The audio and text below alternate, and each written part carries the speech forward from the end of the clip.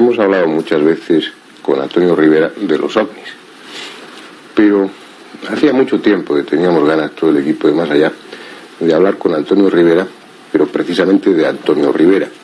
Y a través de la charla con él, bueno, no es preciso, pienso yo, el justificarlo, está totalmente justificado en un programa como el nuestro el intentar charlar a fondo y conocer cosas de Antonio Rivera, pero sí a través de él, a través de esta entrevista, a través de esta especie de charla informal, probablemente encuentre respuesta a muchos telespectadores, muchos seguidores de estos temas que se preguntan, que nos preguntan con frecuencia cómo, en qué momento ha surgido nuestra afición, nuestro interés por estos temas.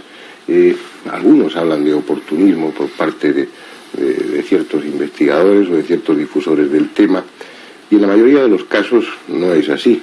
Y además Antonio Rivera servirá en este caso no solamente de ejemplo, sino del mejor ejemplo, porque en su vocación fue muy precoz, no solamente en la edad, sino también en la época histórica que estaba viviendo.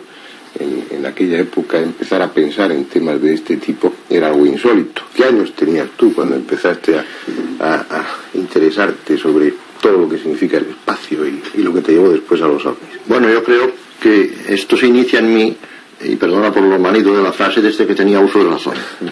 Es decir, desde que empecé a pensar, desde que empecé a percatarme de que yo era yo, me interesaron las cosas insólitas, por decirlo así.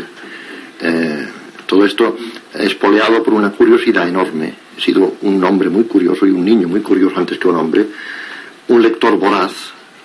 Te diré solamente que yo saqueaba la biblioteca de mi padre, que era muy nutrida. Mi padre también era un escritor, luego si te parece hablaremos un poco de él.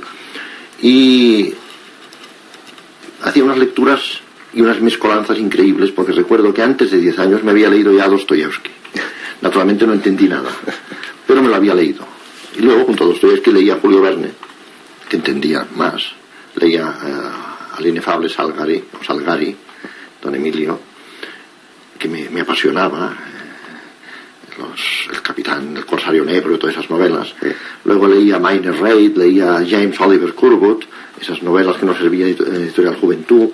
En fin, recuerdo unos cuadernos por entregas sobre Buffalo Bill, muy bonitos, muy bien presentados. En fin, todas esas lecturas que estaban entonces a mi alcance. Por lo que tú estás hablando se te puede situar en una época concreta. ¿Tú naciste en qué año? Bueno, yo nací en 1920 en Barcelona, en un sitio tan barcelonés como es la Plaza de Lesseps, lo que los barceloneses llamamos la Plaza dels Josepets. Allí nací y todavía se conserva la casa de estilo modernista en la que vi la primera luz. Antonio Rivera hacía una cosa que es común, o por lo menos es frecuente entre los investigadores, que es coleccionar recortes de prensa sobre hechos insólitos. Lo que sucede es que Antonio Rivera eso ya lo hacía a los 10 años, cuando aún no se empezaba a hablar de ovnis, pero sí se hablaba del duende de Zaragoza. Bueno, en realidad yo sistematicé esta recogida de recortes a los 14 años, en 1934. Es decir, las fechas en mí son muy fáciles porque la última cifra siempre corresponde a la de mi edad, corresponde con la del año. Al haber nacido en un año redondo, en una cifra redonda, pues es muy fácil. Ahora bien, cuando tenía 10, o sea, en 1930, empecé a escribir una novela titulada Un viaje al planeta Marte.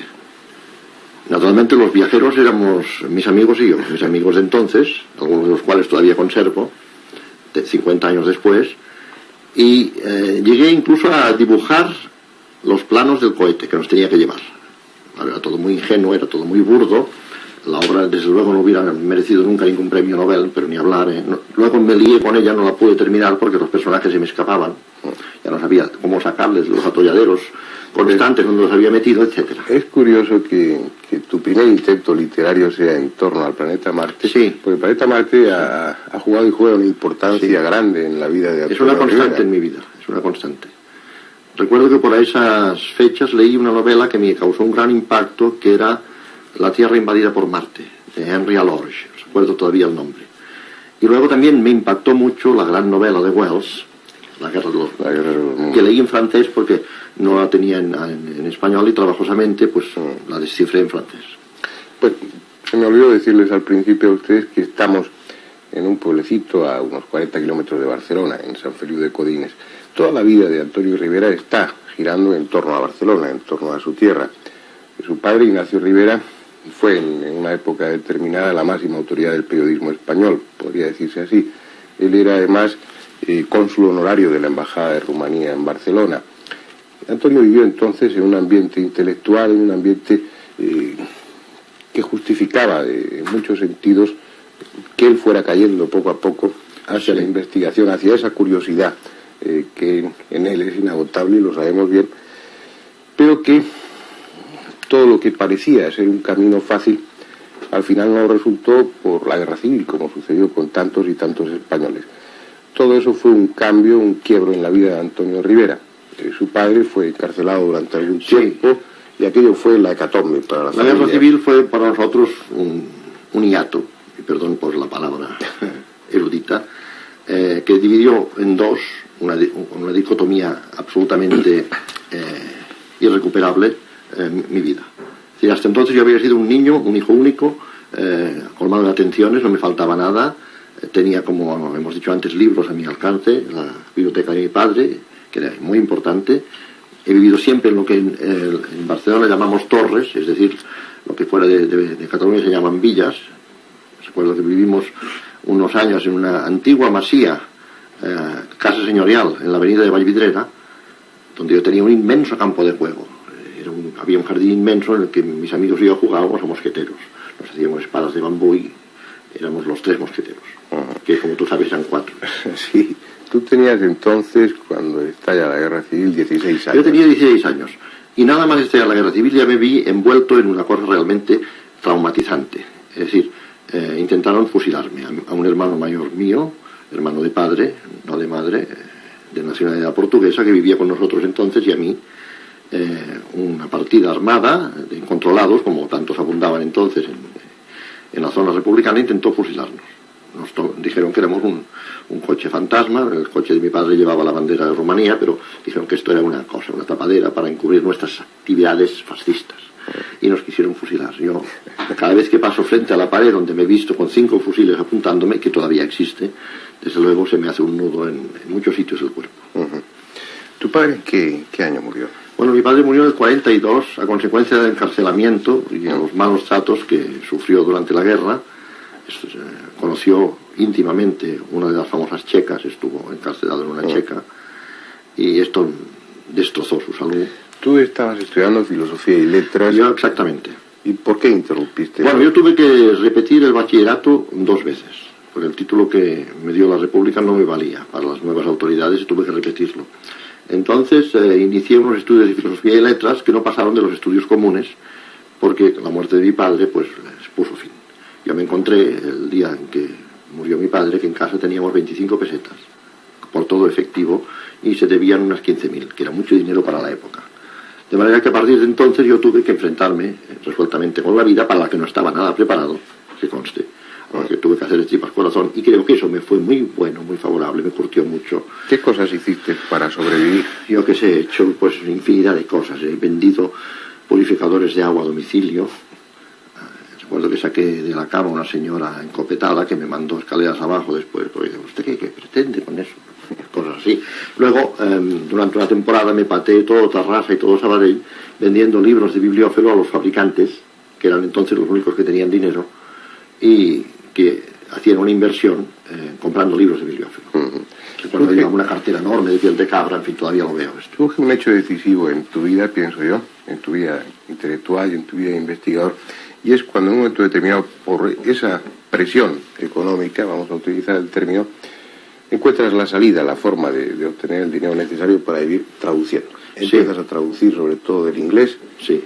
Y creo que ese es un punto importante, esa es mi opinión, no sé si estarás de acuerdo, para que empieces a manejar una bibliografía, empieces a interesarte en unos temas a través de esas traducciones. Bueno, yo tenía el conocimiento del inglés que se tiene después de hacer el bachillerato, que se tenía, que es muy sumario.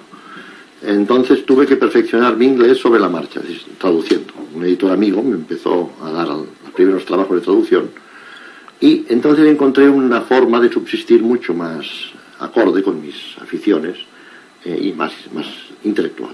En total fueron 300 libros aproximadamente, casi que ha traducido Antonio Rivera.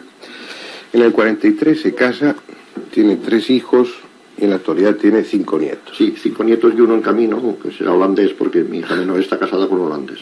Pero hay una faceta en Antonio Rivera que los que tenemos la suerte de ser sus amigos conocemos y que muchos investigadores y seguidores conocen también, pero que gran parte del público ignora.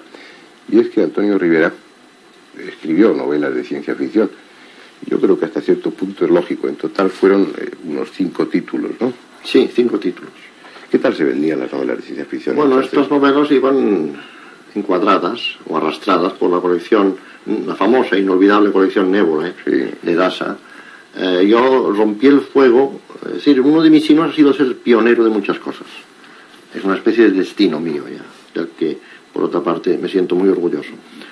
Rompí el fuego dando mi nombre por primera vez, porque había autores que escribían novelas de ciencia ficción en colecciones baratas. Recuerdo Clark Carrados, exactamente, bajo seudónimos anglosajones. Yo dije, ¿qué diablo? Yo voy a dar mi nombre. Yo me llamo Antonio Rivera, aquí en Marte y en California, ¿no? Entonces, pues empecé con una novela de tema submarino que era El misterio de los hombres peces. Me la prologó nuestro hombre de ciencia y querido amigo Miguel Masriera, el doctor Miguel Masriera. En esa época llegamos a un hecho que es crucial en la vida de Antonio Rivera. Y un hecho que ha sido muy importante para muchos de nosotros. Lo digo porque nos hemos iniciado en el tema OVNI, al menos desde un punto de vista serio y científico, a través de los libros de Antonio Rivera. Era poco lo que entonces llegaba aquí. Antonio Rivera, en una época determinada, en los años 50, él seguía con esa afición que les mencionaba antes de coleccionar recortes, algo que hacía desde los 14 años, según dice él.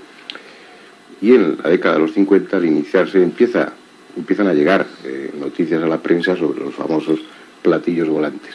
Y Antonio Rivera, en ese afán de coleccionar recortes sobre lo extraño, obviamente colecciona también esos recortes y se despierta en él el interés hacia esas extrañas cosas que aparecen en el cielo, esos mal llamados platillos volantes. Desde el principio fue una especie de pasión devoradora o fue una afición, un interés que se manifestó insidiosamente. No, en realidad no fue una pasión devoradora. Fue simplemente otro hecho insólito más que llamaba mi atención y que me obligó a abrir un dossier, una carpeta para platillos volantes. Yo de momento no tenía ninguna posición al respecto, no sabía qué eran los platillos volantes, pero dije, hay que tomar nota de esto, hay que abrir un expediente, a ver qué saldrá de ahí, qué habrá ahí. Y ese expediente luego se convirtió en la base de mi voluminoso archivo actual de más de 30 años, que me ha permitido hacer realmente cosas importantes. En el año 58, creo, es cuando se funda en España la primera sociedad dedicada a la investigación de esos fenómenos. El SEI. Por supuesto, en esa primera sociedad, uno de los fundadores fue Antonio Rivera. ¿Quiénes estabais entonces? ¿Qué grupo erais? Estaba un hombre inolvidable, un hombre que es obligado a hablar de él cuando se habla de ufología en España, que era Eduardo Vuelta. Eduardo Vuelta en realidad me inició al estudio científico de los platillos volantes, que aún no los llamábamos ovnis. Le conocí, creo, al principio de los años 50. Era un hombre muy difícil, un hombre brusco, de un temperamento nada abordable. Quizá contribuyera a esto una cosa, un defecto físico suyo, el hombre no oía bien, era sordo. Y tú, como psiquiatra, sabes cómo son los sordos, precisamente el tipo clásico del sordo es un ser desconfiado. Y él era muy desconfiado. Ahora bien, tenía unas dotes tremendas de matemático, sobre todo. Es el primero que formuló la posible relación estadística entre Marte y oleadas de ovnis. De una manera muy rigurosa, en el primer boletín del Centro de Estudios Interplanetarios. Ya está Marte ahí otra vez. Ya está Marte otra vez. Y Marte reaparece constantemente en mi vida. Fundamos el CEI, Eduardo Vuelta, naturalmente, que fue su primer presidente, Antonio Pellegrí, un abogado de Barcelona, el periodista y escritor Marius Gillet y yo. ¿Cómo se veía Vuelta nos dejó después, en el 73. ¿Cómo se veía entonces la formación de un grupo para tratar de un tema tan extraño como era ese de los ovnis? ¿Los tomaban por locos? ¿Qué pensaban? Bueno, yo estaba un poco bregado porque no era el primer grupo de locos en el que me integraba. El primer grupo de locos fue el Centro de Recuperación e Investigaciones Submarinas, el CRIS, al que me sentí atraído también desde el día de su fundación, y precisamente gracias a la traducción, porque una editorial de Barcelona me encargó un libro que sigo considerando fascinante, que era El mundo del silencio de Cousteau. Y este libro me planteó algunos problemas técnicos y tuve que relacionarme con las únicas y primeras personas que practicaban la inmersión autónoma en España, que eran unas personas de aquí de Barcelona, Eduardo Admetlla y otros. Entonces, aparte de resolver esos problemas técnicos, el libro me apasionó. Y me dije, yo tengo que hacer esto, tengo que probarlo. Yo no me voy de este mundo sin haber probado lo que es el buceo con escafandra autónoma. Y así empecé con ellos, con el primer grupo de... Con otro grupo de pioneros. Y algunos de tus libros, 6 o 7 libros, son también sobre submarinismo. Sí, tengo varios sobre exploración submarina, sí. Algunos de ellos con un prefacio de Cousteau, con el que tuve conocimiento en el 54 y relación que he mantenido hasta entonces. Solamente te diré que en esos años heroicos, en esa época heroica, no había en España ni trajes, no había prácticamente escafandras. Teníamos un equipo francés que nos íbamos prestando unos a otros. Yo me he sumergido en el Mediterráneo, que en invierno está muy frío, con trajes de lana interior La Pastora por toda protección. En fin, pasamos un frío atroz, una cosa espantosa. Has dicho la palabra, estabas sumergido, pero aparte de estar sumergido en el mar, estaba ya sumergido de una manera, pienso que insalvable dentro del tema de los ovnis. Ah, sí. Y como consecuencia, en el año 61 sale tu primer libro, sí. Objetos desconocidos en el cielo. Un primer libro que, por supuesto, no fue fácil de editar, ¿no? En absoluto. Dirigí a la editorial Argos Vergara, que es la que me la publicó, el fallecido Ignacio Agustí, que tuvo el libro un año entero encerrado en un cajón sin atreverse a publicarlo porque le daba miedo, decía, esto no se va a vender, nos van a tachar de locos si salimos con eso. Y luego fue todo lo contrario, el libro se vendía muy bien y conoció un éxito enorme. Eso ya te decide a otra faceta en tu vida, sí, que es la de divulgar el tema de los ovnis. Pero te diré como anécdota que ese libro me costó la amistad de Eduardo Vuelta, porque Eduardo Vuelta se molestó mucho de que publicara un libro en el que hablaba de ortotecnias, de la teoría de Michel sobre traslado en línea recta de los ovnis, porque él estaba completamente en contra de eso. Y dado su carácter, pues el hombre pues lo tomó por la tremenda y cortamos. A partir de ahí empiezan ya las conferencias, los artículos, sí, muchos de ellos en inglés. Sí, colaborabas con una revista del tema americana o inglesa. No, la Flying Saucer Review de Londres, que es una de las revistas también decanas del mundo y más serias de la investigación. A Objetos desconocidos en el cielo siguen platillos volantes en Iberoamérica y España. Y luego ya el gran libro, pienso yo, como seguidor tuyo, desde que era chaval, que es el gran enigma de los platillos volantes. Bueno, el gran enigma de los platillos volantes me llevó 5 años escribirlo a base de fichas. Es un libro hecho con un método muy riguroso y su núcleo en realidad es objetos desconocidos en el cielo. No hice más que, como digo en el prefacio, añadirle capas concéntricas, irlo ampliando, como poniéndolo al día. Un libro cebolla. Un libro cebolla, exactamente. Pero no hace llorar, cuidado. No hace llorar. No. En total han sido, ¿cuántos libros sobre ovnis? Pues mira, no acostumbro a contarlos, pero creo que serán como unos 15, una cosa así. Hay aquí una pregunta que muchas veces se hacen los espectadores, lo sé porque me la hacen a mí y la hacen en torno a ello. Piensan que escribir sobre estos temas es un negocio fabuloso. Piensan que, bueno, en cuanto hay un poco de notoriedad o es un poco conocido el autor y publica un libro de ovnis o de cualquier otro de esos temas que tratamos en Más Allá, que con eso ya se hace rico. ¿Se puede hacer rico escribiendo libros? Hombre, mi gran problema actualmente es el de evadir capitales a Suiza. No sé cómo hacerlo. Me cuesta mucho. ¿Pero te han dado suficiente para vivir? Mira, estoy viviendo en una casa de alquiler, como tú ves, no tengo la villa con piscina que todos deseamos. Me ha costado 30 años de esfuerzo escribir como unos 50 libros, hacer como unas 300 traducciones, para estar un poquito desahogado. Para estar en un momento muy importante, creo yo, y pienso que estarán de acuerdo conmigo ustedes también, para estar haciendo lo que realmente quieres hacer. Has conseguido ser libre en ese sentido. Sí, pero lo mío me ha costado. Lo que te gusta. Lo mío me ha costado. Por supuesto, ha sido una inversión, vamos a...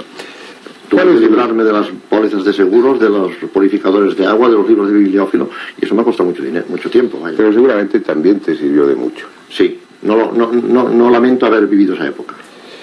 Dentro de esa extensa actividad literaria tuya, hay uno de los últimos libros, el último, según creo recordar, que es El misterio de Humo, que por lo que comentábamos antes ha sido un verdadero éxito editorial. Sí, ya que hay esos señores que se interesan tanto por mis finanzas, les diré que efectivamente el misterio de Humo me ha dado un poquito más de dinero que los demás, pero no mucho más, que conste, porque hay que partir siempre de lo mismo, que en España se lee poco. Es decir, los tirajes son muy limitados. Cuando un libro vende 15.000 ejemplares se considera un éxito. contra los 50.000 que puede vender en Francia o en Inglaterra, por ejemplo. Ahí sí que los libros dan dinero. Estás preparando otro libro, que sería como la continuación o la ampliación del libro sobre humo. ¿Por qué ese interés por humo? Pues el interés por humo se debe a que es un asunto, en primer lugar, muy apasionante y de un elevado nivel científico en cuanto a algunos de los informes enviados. No vamos a resumirlo ahora porque no hay tiempo. Y luego a su interés permanente. Es decir, es un asunto que no se resigna a morir. Ahí tienes, por ejemplo, el último editorial de la Flying Saucer Review, que es desusadamente largo. Los editoriales de la Flying Saucer suelen ser solo la primera página, pero aquí tienes que le dedica toda la siguiente y luego casi la tercera. Porque realmente es intrigante el asunto, es intrigante y apasionante. Un tema que se está complicando cada vez más. Recuerdo que hace unos días hablábamos por teléfono y me comentabas que había aparecido también el tema humo en Italia. Sí, entré por pura casualidad, o no casualidad, porque yo ya no creo en las casualidades hace muchos años, en contacto con un grupo italiano que dice que recibe mensajes, que recibe como unos 4.000 mensajes humo. Y ya estamos, lo que era inevitable. Si hablábamos de tu vida, de tus circunstancias, terminamos hablando del tema humo, como era lógico. Una actividad a lo largo de 30 años en torno al tema OVNI, que puede que no te haya dado mucho dinero, o es seguro que no te ha dado mucho dinero, pero que sí que te ha dado un tremendo prestigio, te ha dado el respeto de mucha gente, de todos los que estamos interesados en el tema, un prestigio y un respeto que se ha visto culminado hace unos meses al ser invitado a hablar en la Cámara de los Lores precisamente sobre el tema OVNI. Sí, esto fue un gran honor que naturalmente acepté. Perdona, fue un gran honor para la Cámara de los Lores. Bueno, no he dicho para quién. No he dicho para quién. Fui el tercer invitado, los dos anteriores eran anglosajones, y en realidad no soy el primer español que ha ido a la Cámara de los Lores, no hay que ponerlo más grande. Soy el primer europeo continental. Es decir, del continente no había ido nadie todavía. Yo fui el primero. Yo creo que eso es una cosa realmente importante, no porque sea yo quien ha ido, sino simplemente por el hecho en sí. Bien, dentro de unos minutos nos marcharemos de tu casa, te dejaremos tranquilo, seguirás escribiendo, seguirás haciendo lo que tengas que hacer, pero creo que ha sido interesante no el llevarte ahí como tantas veces al plató frío y hablar de un tema concreto, sino venir aquí a tu casa, a tu ambiente, a esta especie de útero que todos nos procuramos cuando somos adultos, y hablar de ti, hablar de tus cosas, que es hablar en definitiva del tema de los ovnis. Volveremos a estar contigo cualquier otro día con toda seguridad, pero ya cuando tú quieras, fuera del terreno de lo personal y metidos de lleno como siempre en el tema de los ovnis.